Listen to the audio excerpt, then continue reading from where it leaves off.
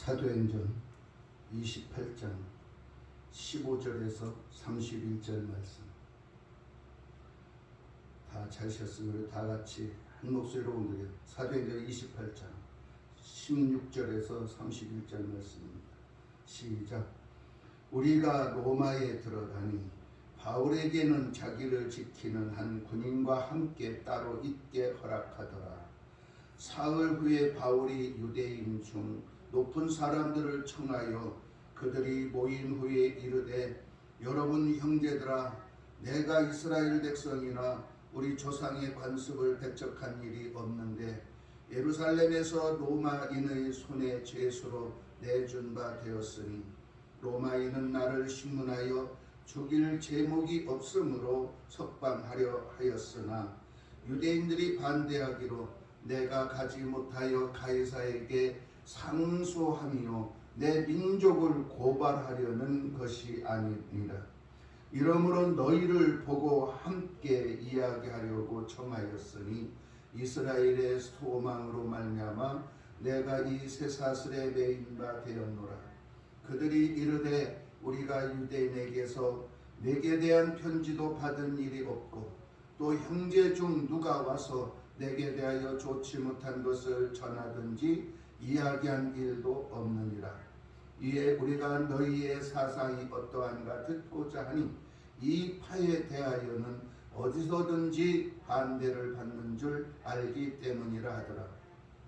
그들이 날짜를 정하고 그가 유숙하는 집에 많이 오니 바울이 아침부터 저녁까지 강론하여 하나님의 나라를 증언하고 모세의 율법과 선지자의 말을 가지고 예수에 대하여 권하더라.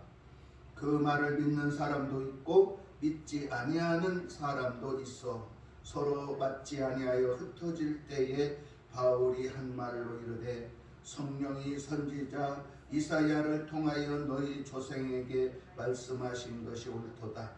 일러스되 이 백성에게 가서 말하기를, 너희가 듣기는 들어도 도무지 깨닫지 못하며 보기는 보아도 도무지 알지 못하는도다. 이 백성들이 마음이 우둔하여 져서 그 귀로 둔하게 듣고 그 눈은 감았으니 이는 눈으로 보고 귀로 듣고 마음으로 깨달아 돌아오면 내가 고쳐줄까 함이라 하였으니, 그런즉 하나님의 이 구원이 이방인에게로 보내어진 줄 알라. 그들은 그것을 들으리라 하더라.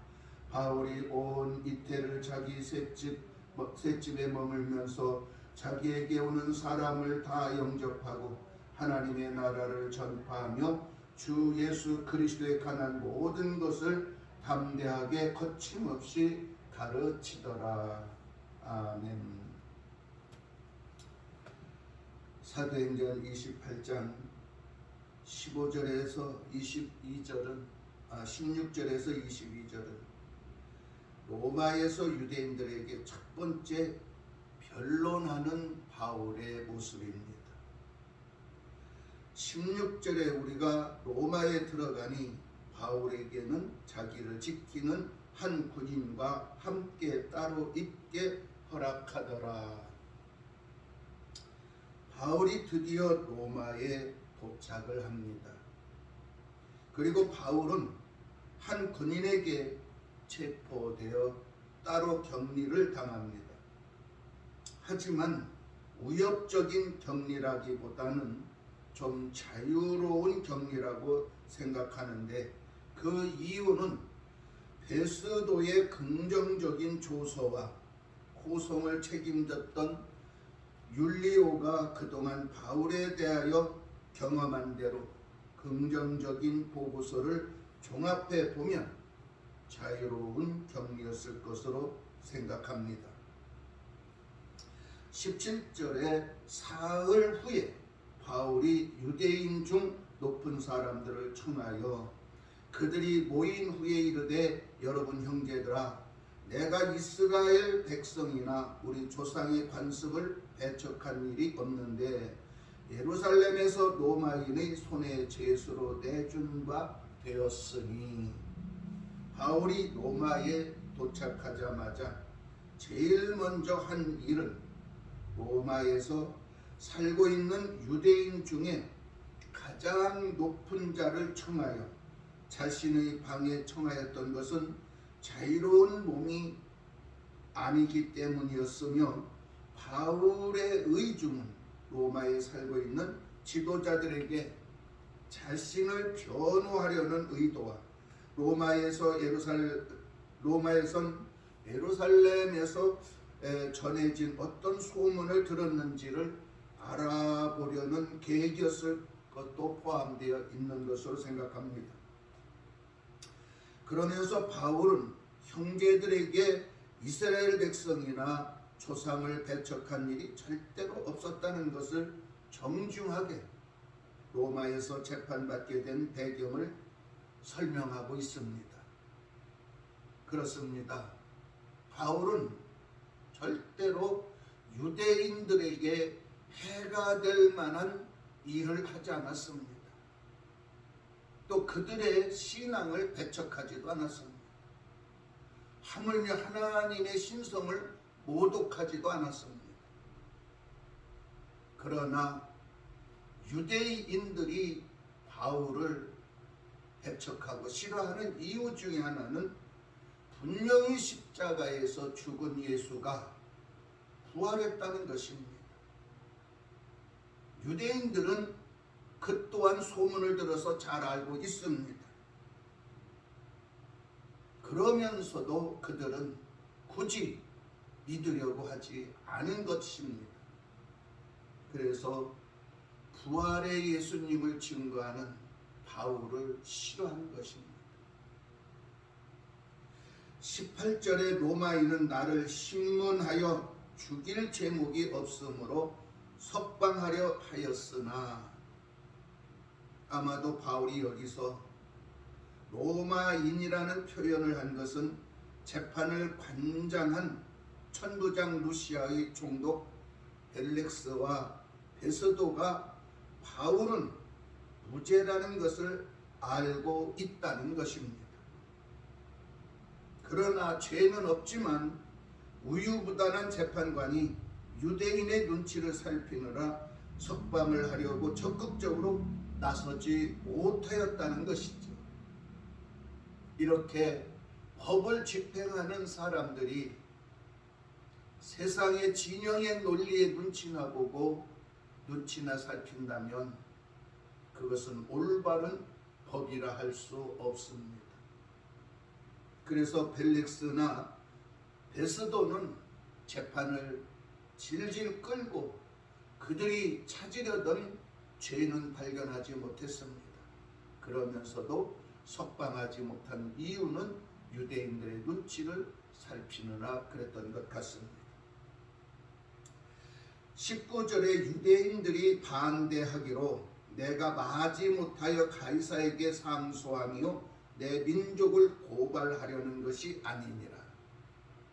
바울의 설명은 자신은 유대인들에게 절대로 나쁜 감정을 가지고 있지 않으나 유대인들이 끊임없이 적대감을 보이기 때문에 어쩔 수 없이 가이사에게 상소할 수밖에 없었다.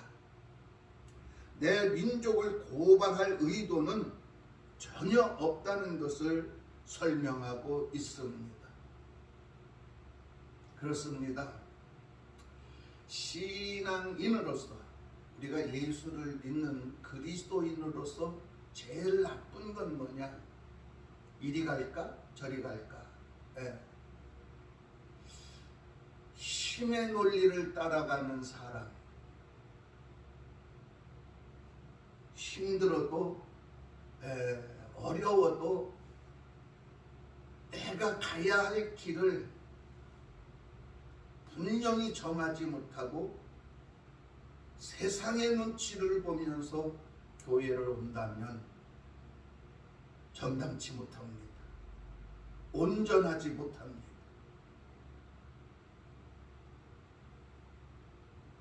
아무리 우리가 세상에 살고 있다고는 하지만 세상이 전부는 아니라는 것입니다. 때로는 우리가 거부할 권리가 있습니다. 나의 신앙에 흠집이 가고 내가 천국 가는 길에 걸림돌이 된다면 거부해야 합니다.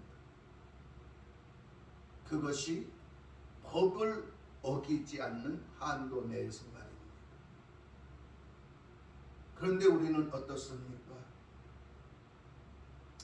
돈의 눈치를 봅니다. 권력의 눈치를 봅니다.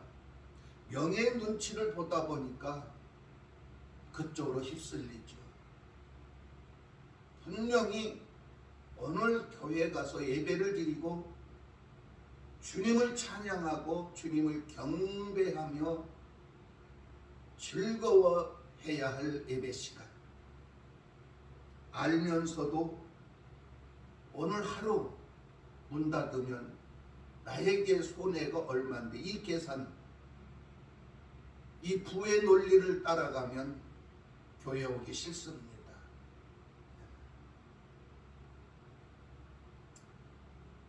저는 처음에 교회를 갈 때 25이었습니다. 사실은 그때만 해도 제가 정신적으로는 온전치 못했습니다. 사고 나고 한 2년 동안 병원에 입원했던 상태라서. 그런데 교회를 가면서 한 가지 결정을 했던 것이 있습니다. 그래, 교회를 어차피 다니려면 주일은 세상 일을 놔버리자. 처음에 교회를 나가서 처음으로 결정한 것이 다음 주일도 교회 올 거야. 주일날은 일을 안 할 거야. 만약에 주일날 무슨 일이 생긴다면 나는 그것을 포기할 거야. 그리고 교회를 선택할 거야. 이렇게 하고 교회를 다녔는데 그게 쉽지만은 않더라는 것이죠. 꼭 교회 가려고 하면 일이 생깁니다. 아이들이 아프거나 꼭 아파도 토요일날 밤에 아프고, 또 문제가 생겨도 꼭 토요일날 밤에 문제 생기지 않으면 주일날 아침에 문제 생겨서 교회를 갈 수 없게 만듭니다. 그러나 저는 처음 약속처럼 포기했습니다. 무엇을? 세상 일을. 무조건 주일날은 교회를 먼저 간다. 우선 교회 가서 예배를 드리고 그 다음 나중은 예배를 드리고 난 후에 생각하자. 그렇게 결정을 하고 선포를 하니까 문제가 생기던 일들이 문제가 안 생기더라는 거죠. 이렇게 나의 신앙을 걸고 넘어뜨리려고 하는 마귀와 사탄과 저주 귀신은 아주 내 신앙을 시험합니다. 나의 신앙의 믿음의 결단을 시험합니다. 그래서 우리는 못을 박아야 합니다. 예수님께서도 나의 죄와 나의 허물과 나의 사망을 십자가에 못 박기로 결정한 후에는 그 누구의 말도 듣지 않았습니다. 심지어는 제자가 주님 그럴 수 없습니다. 만약에 주님이 그러신다면 나는 주님 따라 죽을 자리도 가서 죽겠습니다. 예수님은 그러나 그 말을 믿지 않았습니다. 야, 웃기지 말고 까불지 말아라. 내가 붙잡히고 나면 너는 다 굴기 전에 나를 한 번도 아닌 3번씩이나 부인할 거다. 베드로는 절대 그렇게 안 할 거라고 했어요. 그러나 베드로에겐 시험이 옵니다. 주님은 체포돼서 십자가에 매달립니다. 덮고 있던 옷입을 또 벗어던지고 도망갑니다. 그리고 체포되어서 공회에 끌려오는 주님 모습을 바라보면서 공회 마당에서 유대인들과 같이 불을 쬐다가 아마 주님의 얼굴을 마주쳤을 것입니다. 그런데 그때 유대인 중에 한 사람이 베드로에게 말합니다. 너도 그 도당이라. 예수와 함께 있었던 걸 내가 보았다. 베드로는 부인합니다. 그러고 그는 3번씩이나 부인하고 나니 닭이 옵니다. 그렇습니다. 베드로는 그랬을지 모르지만 오늘 바울은 그렇지 않았습니다. 다메섹 도상에서 예수님께 붙들리고 주님의 명령을 받고 주님의 사도로 살기로 작정한 후에는 절대로 배신하지 않았다는 것입니다. 유대인들이 반대해서 가이사에게 내가 상소한 것 뿐이지 나는 절대로 유대 민족, 내 민족을 고발할 이유가 없다는 것입니다. 네. 우리는 그러나 주일날 교회에 가지 않고 일터에 가서 교회를 고발하는 모습을 봅니다. 네. 여러분 예배드려야 할 시간에 세상에서 돈 벌고 있다면 그것은 뭘까요? 교회를 세상 부에 고발하는 거나 마찬가지입니다. 우리는 절대로 그렇게 살지는 맙시다. 20절에 이러므로 너희를 보고 함께 이야기하려고 청하였으니 이스라엘의 소망으로 말미암아 내가 이 쇠사슬에 매인 바 되었노라. 지금 바울이 설명한 내용들은 벨릭스 앞에서도 베스도 앞에서도 아그리빠 왕 앞에서도 증언한 똑같은 내용입니다. 내가 이렇게 된 것은 이스라엘의 소망인 죽은 자의 부활에 대한 소망 때문에 바울 자신이 쇠사슬에 묶인 죄인이라는 것입니다. 절대로 나는 하나님을 모독하거나 너희들을 고발하거나 너희들을 적대시해서 내가 죄인이 된 것이 아니라는 것입니다. 나는 단지 주님이 십자가에서 죽으시고 장사 지낸 지 3일 만에 부활해서 자신을 찾아온 그 예수님에 대한 소망을 전한 것 뿐이다. 그것이 나의 죄라는 것입니다. 네, 그렇습니다. 여러분 성도는 세상으로부터 핍박받는 사람이 진짜 성도입니다. 그런데 세상으로부터 핍박받지 않는다? 온전한 신앙 생활을 하지 않는 거죠. 네. 그저 적당히 좋은 게 좋은 거라고 그저 눈치껏 믿음 생활. 그래서 세상은 저 사람을 보면 교회를 가기는 가는 사람 같은데 저 사람이 분명 교인인가? 아니면 저 사람이 정말 구원받은 자인가? 이거 구분이 안 가요. 그러나 우리는 분명한 생명의 진리의 빛을 발해야 됩니다. 나는 예수 그리스도의 사람, 나는 천국의 백성이라는 것을 분명하게 나타내야 합니다. 그래서 세상의 핍박을 두려워하지 말아야 됩니다. 핍박받으면 받을수록 우리의 신앙은 더욱더 단단해집니다.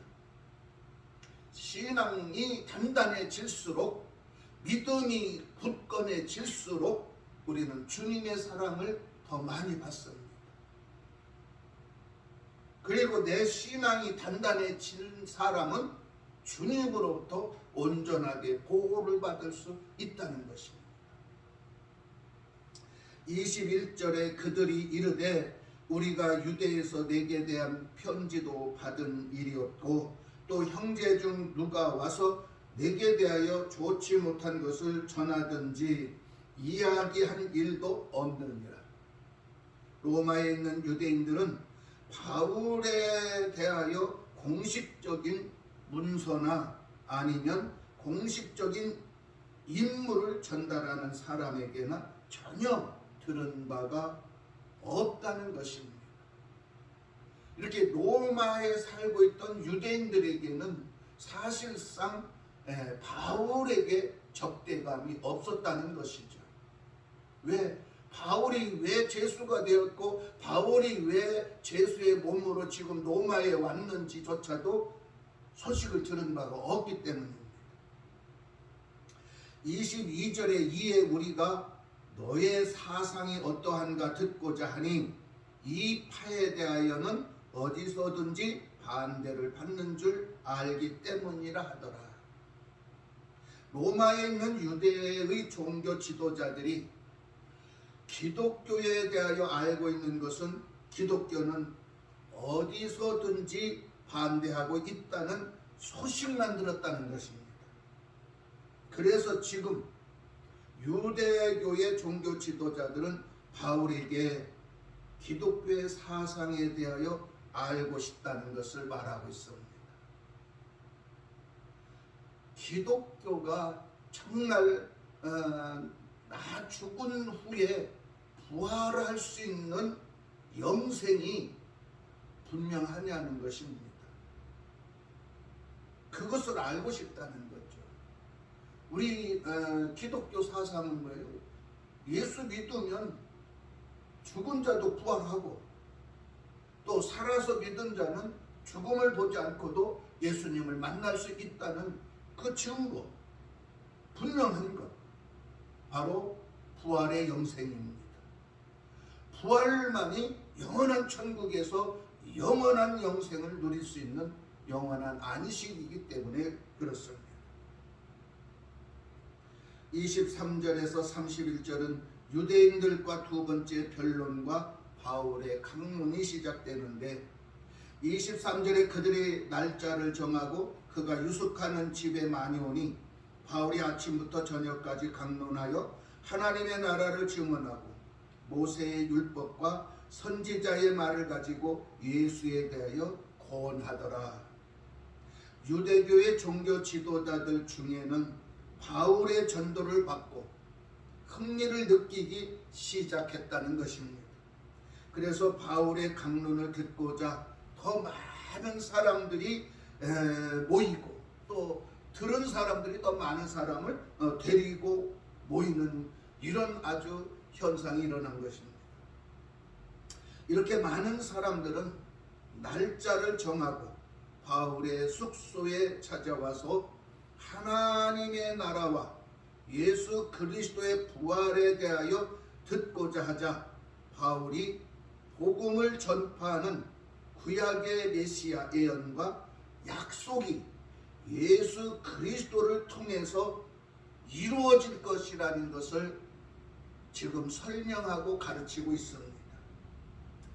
24절에 그 말을 믿는 사람도 있고 믿지 아니하는 사람도 있어 아침부터 강행한 바울의 복음 증거는 노력한 만큼 큰 성과는 거두지 못했지만 그래도 몇 사람이라도 믿는 형제들이 생겼다는 것이 아주 큰 성과였다는 것을 우리에게 말하고 있습니다.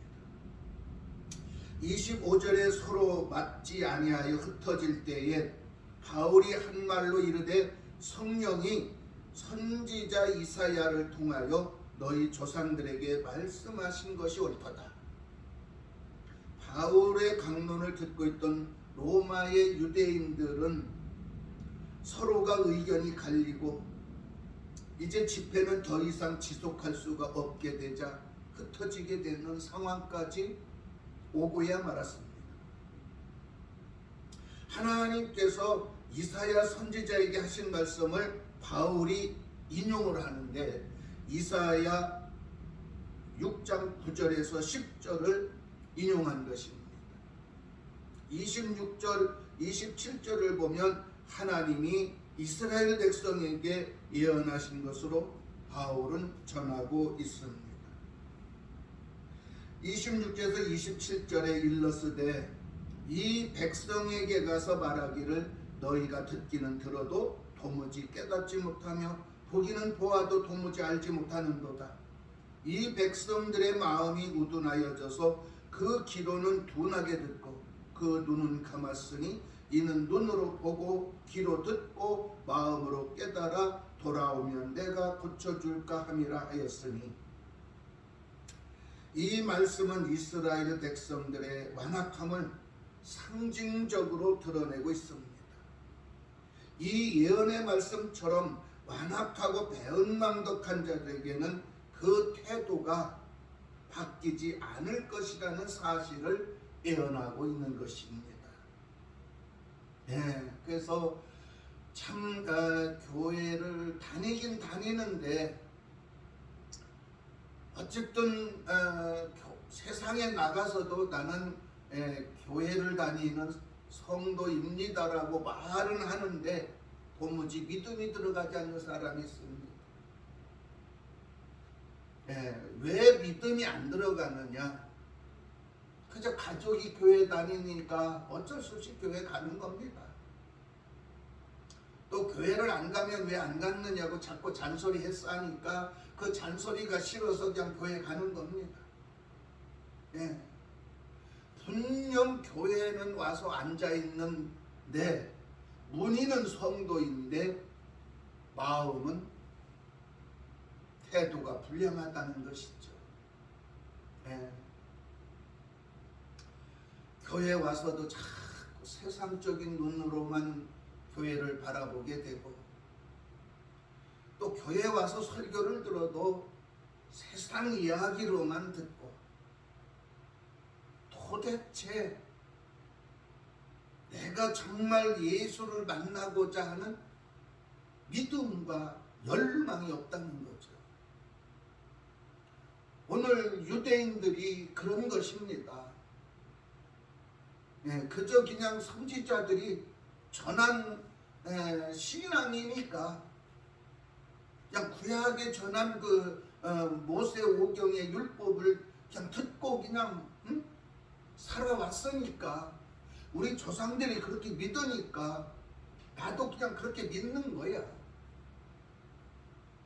뭐 죽어서 뭐 부활이 어쩌고 뭐 영생이 어쩌고 뭐 천국이 어쩌다, 그거 다 쓰잘데기 없는 이야기라는 거지.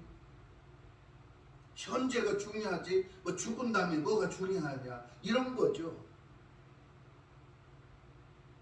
그래서 교회를 오면 우리가 그냥 무늬만 크리스천이 아니라 내 안과 밖이 예수의 보혈로 피비린내가 날 정도로 피의 사람이 돼야 돼.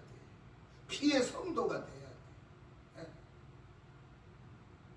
그래야 우리에게는 부활의 영생의 신앙이 자랍니다. 천국의 믿음이 자라는 거예요. 그래서 우리는 교회를 와서 앉았다 가는 사람이 아니라 정말 교회에 와서 뜨겁게 기도하고 정말 뜨겁게 말씀을 받아들이고 뜨겁게 회개하고 뜨겁게 변화받고 뜨겁게 새로운 삶을 꿈꾸는 천국 백성이 되시길 주 이름으로 축원합니다.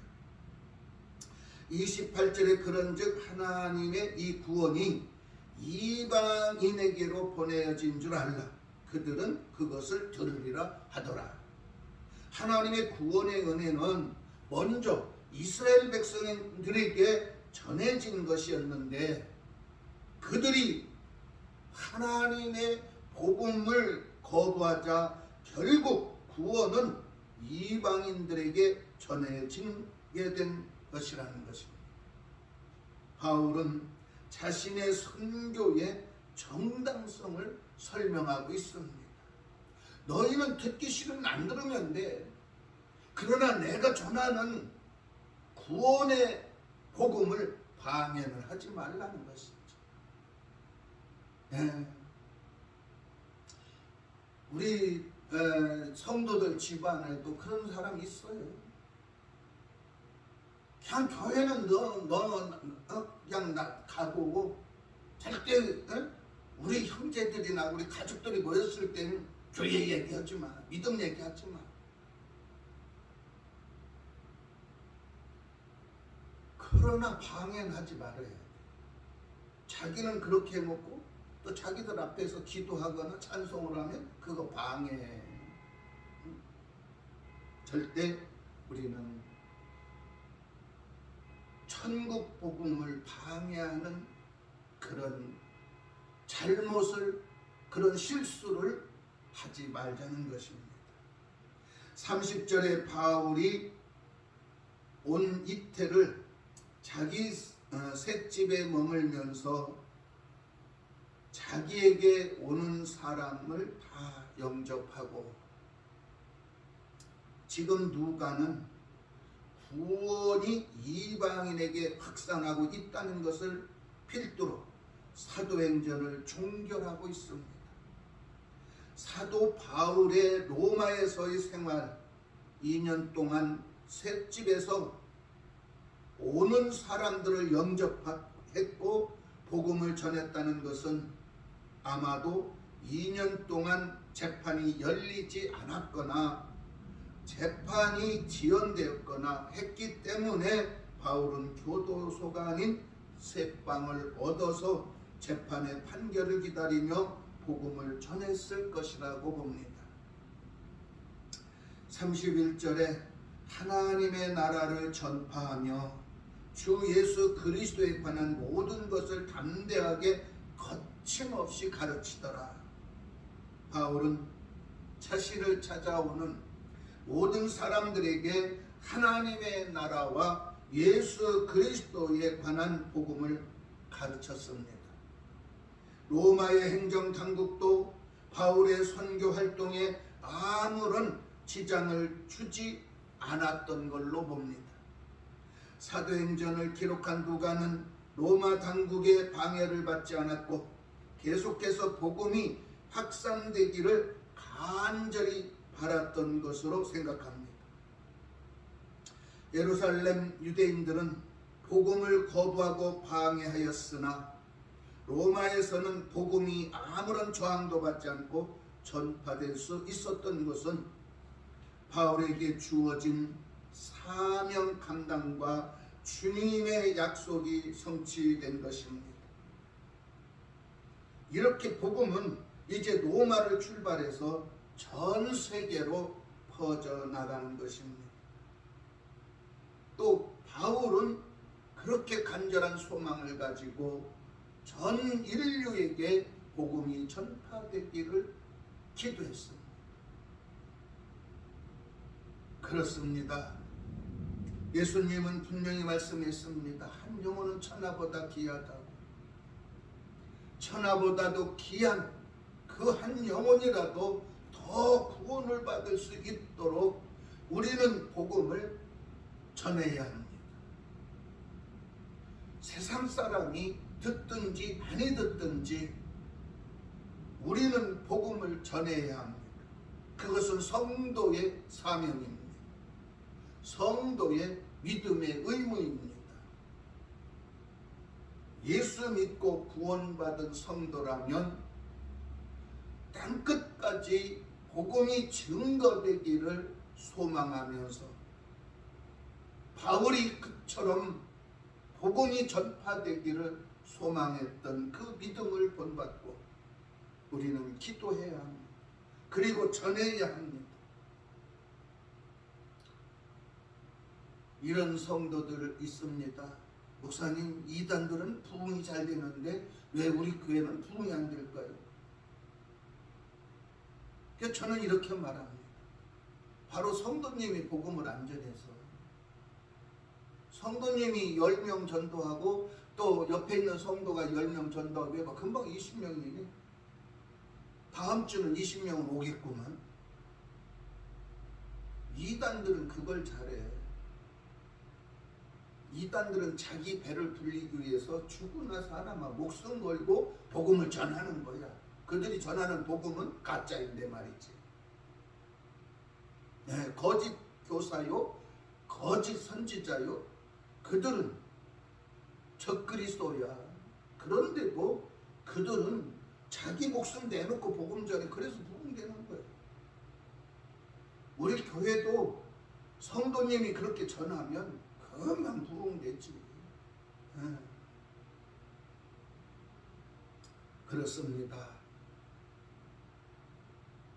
첫날 강하고 담대한 믿음으로 복음을 전하고 또 전한 복음이 열매 맺도록 교회에 와서 기도하고 열심히 또 주님 앞에 봉사하며 헌신하면서 충성하며 복음 전하는 그런 교회, 그런 성도들이 되시기를 주의 이름으로 축원합니다.